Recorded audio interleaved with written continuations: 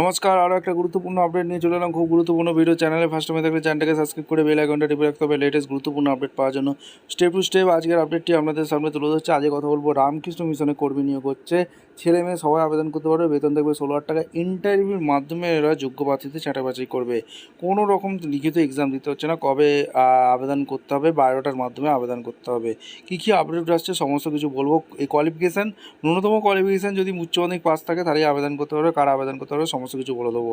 চ্যানেলে নতুন হয়ে থাকলে চ্যানেলটাকে সাবস্ক্রাইব করে বেল আইকনটা টিপে রাখতে হবে লেটেস্ট গুরুত্বপূর্ণ আপডেট পাওয়ার জন্য। স্টেপ টু স্টেপ একদম অফিসিয়ালি বিজ্ঞপ্তিটি আপনাদের সামনে আচ্ছা, একদম অফিসিয়ালি নোটিফিকেশান আছে। রামকৃষ্ণ মিশন আসাম, নরেন্দ্রপুর কলকাতা 700103, বেলুর মঠ হাওড়া ওয়েস্ট বেঙ্গল 711202। এখান থেকে যে নোটিফিকেশানটা রিলিজ করেছে আপনাদের সামনে তুলে হচ্ছে। এই হচ্ছে অফিসিয়াল ওয়েবসাইট, এখান থেকে আপনারা দেখতে পারবেন।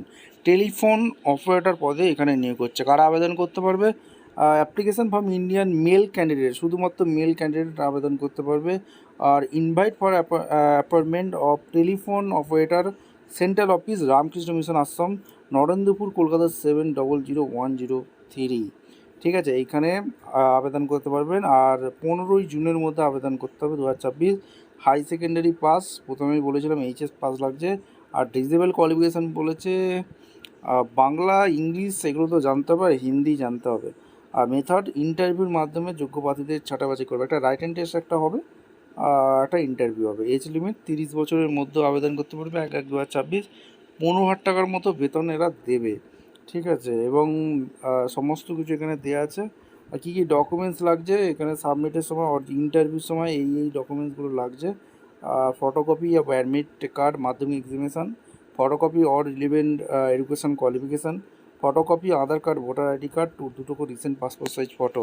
আচ্ছা, আবেদন করার জন্য এই অফিসিয়াল ওয়েবসাইট যেতে হবে। একদম অফিসিয়াল ওয়েবসাইট ছাড়া আমরা কথা বলি না। ওয়েবসাইট হচ্ছে এই যে অফিসিয়াল ওয়েবসাইট নরেন্দ্রপুর অর্গানাইজেশনে, এই অফিসিয়াল ওয়েবসাইটে আবেদন করতে হবে।